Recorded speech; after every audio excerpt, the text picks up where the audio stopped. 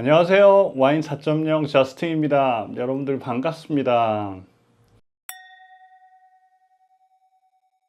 예고해드린 대로 오늘 와인은 몽드 밀류 샤블리 프리미에르 끄리 2021년 빈티지고요. 이 와인을 만든 와이너리의 이름은 도멘 디 샤도네이입니다. 사진 나오고 있죠? 예술입니다. 그림 같지 않나요? 와이너리 사진이. 여러분들 다들 샤블리 한 병씩 준비하셨나요? 그러면 이제 오픈하고 시작하시죠. 오픈하세요. 저도 하겠습니다.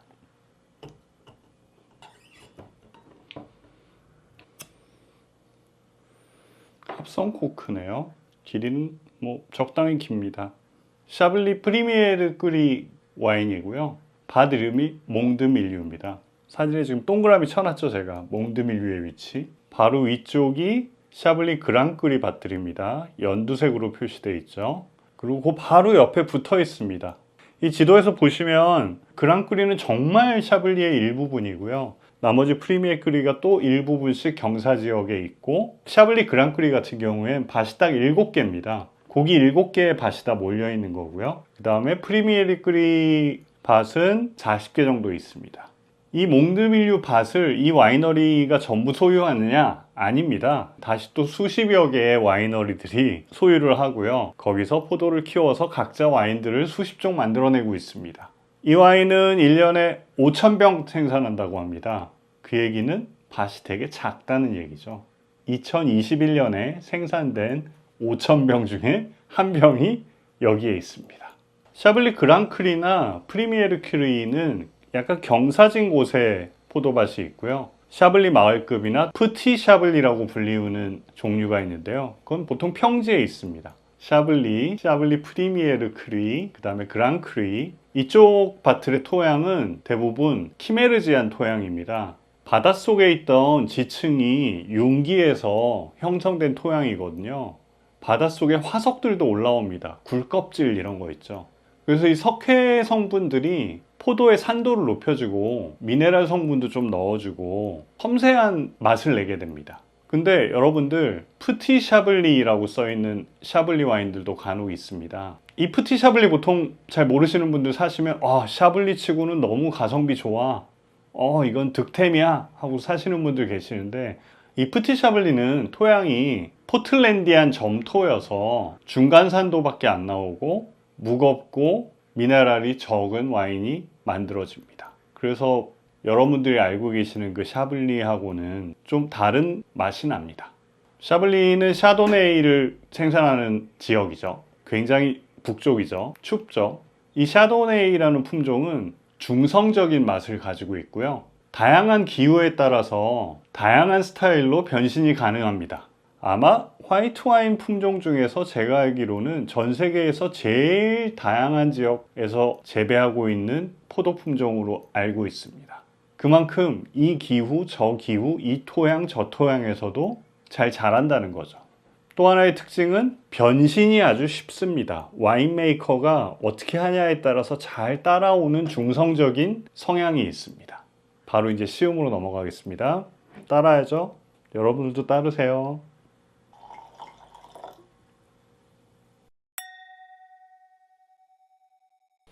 온도가 살짝 높아서 그래서 아이스 버켓을 하나 준비했습니다. 꽂아놓고 온도가 좀 더 떨어지기를 기다리고요. 자, 이제 눈으로 한번 보겠습니다. 보이시나요? 살짝 기포들이 있어요. 색상은 중간 레몬 정도 되는 것 같습니다. 향을 한번 보겠습니다. 뭐 기본적으로 레몬 라임 향 있네요. 맛을 살짝 봐야지 알 것 같습니다. 복숭아 향까지 살짝 나는 것 같고요. 미네랄 아주 좋습니다. 젖은 돌이라고 해도 될 것 같고요. 흰 꽃 향이 납니다. 무슨 꽃인지 모를 때는 학원에서 이렇게 배웠죠. 가피연한 이름 모를 꽃봉우리. 오크 숙성을 한 것 같지는 않습니다. 이 미네랄 풍미는 아마 키메르지안 토양이라고 제가 말씀드렸잖아요. 진흙하고 석회가 섞인 그 미네랄 향인 것 같고요. 굉장히 은은한 삼나무 향이 있거든요. 아주 은은해요. 그래서 제조사 홈페이지에서 이 와인을 어떻게 만들었나 조사를 좀 해보니까 발효하고 앙금 접촉을 했는데 15에서 18개월 동안 어느 정도는 온도 조절이 되는 탱크에서 했고 어느 정도에선 오크통에서 했다고 합니다. 비율은 안 나와 있는데요. 오크통에서 발효를 하게 되면 꾸안꾸가 됩니다. 이거 우리 학원 원장님 표현인데 이거 나중에 저작권 걸리는지 모르겠는데요. 꾸안꾸 아시잖아요, 여러분. 그래서 거의 티가 안 납니다. 오크통에서 만약에 숙성을 했다면 확 오크향이 나죠. 부르고뉴 제일 남쪽에 보면 뭐 뿌이피세나 이런 동네 있죠. 이 동네에 샤도네이로 만든 화이트 와인 마시면 오크 숙성한 티가 팍팍 납니다. 근데 이거는 정말 은은하게 모르고 지나칠 수 있을 정도로 꾸안꾸 스타일의 와인입니다. 이 정도가 저는 딱 좋아요. 아까 15에서 18개월 동안 앙금이랑 접촉을 했다고 그랬잖아요. 앙금 접촉이라는 게 뭐냐면 발효를 마친 효모들이 이제 활동을 멈추잖아요. 걔네들을 걷어내는 게 아니라 그대로 통에 둡니다. 그러다 보면 이 효모가 자가 분해를 일으키기 시작하면서 약간의 이스트 향, 빵향 이런 풍미들을 집어넣거든요. 그거를 살짝 했다고 제조사가 밝히고 있는데요. 그래서 그런지 약간의 이스트 향이 납니다. 빵향까지는 안 갑니다. 아주 은은합니다. 고급 와인의 매력은 모든 게 은은합니다. 근데 제가 이렇게 뭐 다양한 지금 향과 풍미들을 말씀드렸는데 이런 질문 정말 많이 받아봤습니다. 그런 향 풍미 안 나요. 있어 보이려고 이거저거 얘기하는 거 아니에요? 이런 분들 하도 대답을 많이 해서 오늘 총정리해서 딱 3가지로 정리해 드리겠습니다. 1번, 소주 드시듯이 혹시 와인 드시고 계시는 거 아닌가요? 소주를 드실 땐 잘 생각해 보시면 잔에다가 술을 따라서 아예 목젖에다 바로 꺾어서 넣어버리잖아요. 입안에 머무는 시간을 최소한 해야죠. 왜냐하면 잘못하면 그 역한 향들이 막 올라오고 그렇잖아요. 그러니까 탁 넘긴다고요.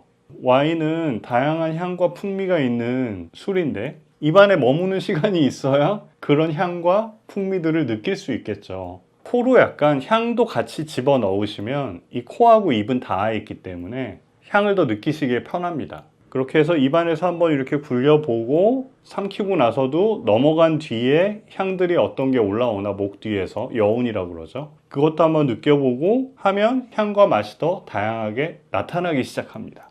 또 하나는 소주 드실 때 고깃집에 갔어요. 그래서 이제 소주를 딱 마시기 직전이에요.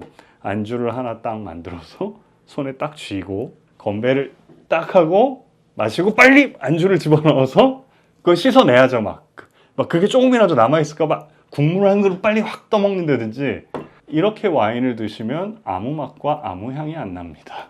그래서 와인은 반대 순서로 드시면 됩니다. 저는 진짜 비싼 와인 마실 때는 입에다 삼키고 입술 닦고, 왜 입술 닦냐고요? 여기 제 음식이 묻기 시작하면 여기 비린내 나는 거 먹었으면 비린내밖에 안 납니다. 와인에서. 아니면 뭐 그 정도로 비싼 와인이 아니라 입안에 음식이랑 섞였을 때 어떤지 보고 싶으시면 음식 거의 다 씹었을 때쯤 한 모금 해서 같이 삼키면 되죠. 맛과 향이 안 난다. 원인 분석. 2번째, 강렬한 안주랑 같이 드시고 계시는 거 아닌가요? 김치찌개, 매운 무슨 볶음 이런 거 드시면 입안에 다 마비돼서 아무런 향과 맛은 안 납니다. 무맛 와인이 됩니다. 향신료 강한 거, 매운 거 이런 안주랑 같이 드시면 그거는 와인의 문제가 아니고 스킬의 문제가 아니고 그냥 그 안주의 문제예요. 3번째, 그 와인에 적합한 온도가 아닌 상태로 마신다. 다양한 와인들이 있는데요. 그 와인의 종류별로 마시기에 적정한 온도가 정해져 있습니다. 그런데 너무 차갑거나 너무 온도가 높으면 당연히 그 와인 고유의 향과 맛을 느낄 수가 없습니다. 예를 들면 샴페인은 아이스버켓이지 하고서 딱 넣어놓고 계속 놔두면 온도가 너무 내려가 버려요. 내려가면 향이 약해져요. 왜 한동안 유행이었죠. 음식물 쓰레기 비닐에 담아서 냉동실에 던져서 얼려놓기, 그 다음에 나중에 버리기 한때 유행이었잖아요. 왜냐? 냉동실에 들어간 음식물 쓰레기는 아무 향도 안 납니다. 그 원리랑 똑같습니다. 일부러 이 좋은 향의 와인을 아무 향도 안 나는 상태에서 마시게 되는 거죠. 반면에 20도 이상으로 올라가 버리면 향의 휘발성이 막 다 촉진이 돼가지고 다 산화돼 버립니다. 그것도 향이 별로 안 나죠. 적정한 온도를 확인하시고 거기에 맞춰서 드시라. 이게 3번째였습니다. 있어 젖은 돌. 아까도 있었는데 이제 좀 더 확연해졌어요. 향의 강도는 중간 정도 되는 것 같죠? 드라이한 와인이고요. 산도가 7초, 8초 정도에서 왔다 갔다 했어요. 중간 플러스 산도라고 생각되고요. 알코올은 중간 정도 되는 것 같습니다. 13이네요. 바디는 중간 바디네요. 여우는 약간 레몬 껍질 향이 쭉 지속되는 중간 플러스 정도 여우 나옵니다. 풍미의 강도도 한 중간 정도 되는 것 같고요. 종합적인 이제 품질 평가를 해보자면 우선 복합미 뭐 5가지 이상의 향들이 쭉 나왔죠. 아까 꽃도 있었고 삼나무도 있었고 복합미는 꽤나 좋습니다. 아주 훌륭한 복합미까지는 안 가는 것 같고요. 밸런스는 꽤 좋은 편이에요. 이것 또한 중간 플러스 정도 되는 밸런스인데 마셔보면 튀는 게 별로 없어요. 아까 풍미의 강도가 중간 정도였고 여운이 중간 플러스 정도. 자, 이거 진짜 애매한데요. 좋은 와인과 매우 좋은 와인의 경계선쯤에 있거든요. 기분인데 오늘 뭐 매우 좋은 합시다. 지금 마실 수 있고 숙성을 할 수는 있어요. 이게 산도가 지금 굉장히 있는 편이라서. 근데 숙성을 한다고 더 좋아질 것 같은 거는 약간 의구심이 듭니다. 비비노 평점이라 이러면 평점 4.1 갑니다. 이제 안주랑 같이 먹어야겠죠? 잠깐 기다리시고 좀 남았네요. 건배 한번 하시고 제가 요리를 해보겠습니다. 짠! 자, 재료 한번 보겠습니다. 홍합 깨끗하게 씻어놨고요. 마늘 나중에 이제 썰 거예요. 파도 썰 거고요. 페페론치노 있길래 좀 꺼내놨고요. 버터 나중에 소스에다가 찍어 먹을 빵. 와인이 있죠? 그냥 화이트 와인이고요. 마시면서 하려는 게 아니라 이게 들어갑니다. 오늘 요리에. 자, 이제 재료들을 더 손질해 보겠습니다. 팬이 달아오르면 식용유를 일단 뿌립니다. 아까 준비한 마늘을 노릇노릇하게 구워주는 거죠. 페페론치노 넣고요. 노릇노릇해지고 있죠? 투하. 그 다음에 와인을 샥 투하. 버터를 딱 투하하고 이 상태에서 뚜껑을 덮습니다. 예쁘게 담아봤습니다. 후추를 빼먹었네요. 이제 먹어야죠. 안주가 준비됐습니다. 제일 신나는 시간입니다. 와인을 따르고요. 온도 딱 좋아요. 너무 차갑게 해서 드시지 마십시오, 여러분. 이제 먹어보겠습니다. 홍합을 하나 꺼내서 샤블리는 원래 굴하고 잘 맞는다고 소문나 있죠. 석화예요, 생굴. 근데 굴을 못 구하는 시즌이에요, 지금. 그래서 홍합으로 이걸 만들어 봤고요.